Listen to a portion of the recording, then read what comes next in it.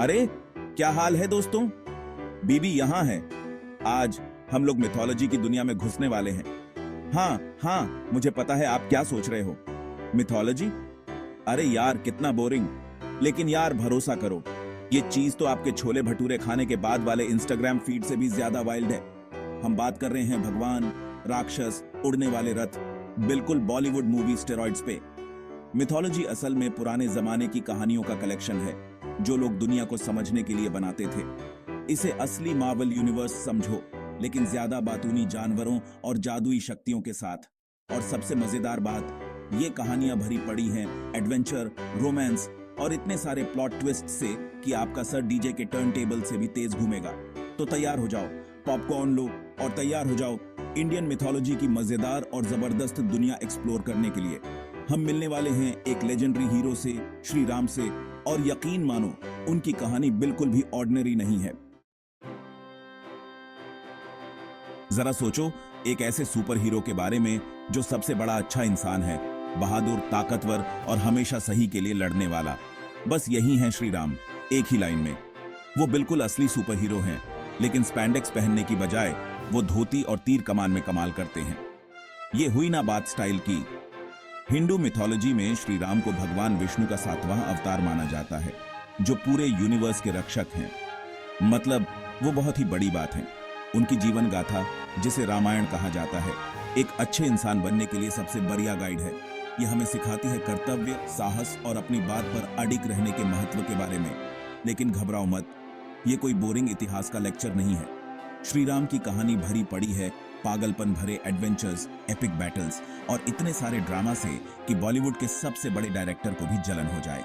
हम बात कर रहे हैं उस समय की जब धरती पर भगवान घूमते थे, राक्षस उत्पात मचाते थे और बंदर उड़ सकते थे। अब आते हैं असली मजे पर, श्री राम के मजेदार और अनसुने किस्सों पर। एक बार श्री राम अपनी पत्नी सीता और अपने प्यारे भाई लक्ष्मण के साथ जंगल में चिल कर रहे थे। अचानक एक जादुई सुनहरा हिरण प्रकट होता है। सीता असीता, अरे राम देखो कितना सुंदर हिरण है, प्लीज मेरे लिए इसे पकड़ सकते हो। उन्हें क्या पता था कि यह कोई आम हिरण नहीं था। यह असल में एक राक्षस था जो उन्हें बेवकूफ बनाने की कोशिश कर रहा था। बेशक श्री राम हीरो थे तो उन्होंने राक्षस के भेष को पहचान लिया और एक भयंकर युद्ध में उसे हरा दिया। यह तो बस एक झलक है श्री राम के उन पागलपन भरे कारनामों की। Section 4, Monkeys, Demons and a really long bridge। नहीं, सच में आपने सही पढ़ा। श्री राम की कहानी में सब कुछ है, यहां तक कि बात करने वाले बंदरों की एक पूरी सेना भी। मैं आपके चिड़ियाघर के आम बंदरों की बात नहीं कर रहा हूं। ये बंदर तो बंदरों की दुनिया के एवेंजर्स थे, सुपर स्ट्रांग, सुपर स्मार्ट और हमेशा मौज मस्ती के लिए तैयार। इस बंदर गैंग का लीडर कोई और नहीं बल्कि हनुमान थे, असली उड़ने वाले बंदर। यह बंदा इतना ताकतवर था कि पहाड़ उठा सकता था और समुद्र के ऊपर से उड़ान भर सकता था। वो बिल्कुल अल्टीमेट विंगमैन थे जो श्री राम को मुसीबत से बचाने के लिए हमेशा तैयार रहते थे। श्री राम, हनुमान और उनकी एपिक टोली ने मिलकर सबसे बड़े खलनायक का सामना किया, रावण, 10 सिर वाला राक्षस राजा।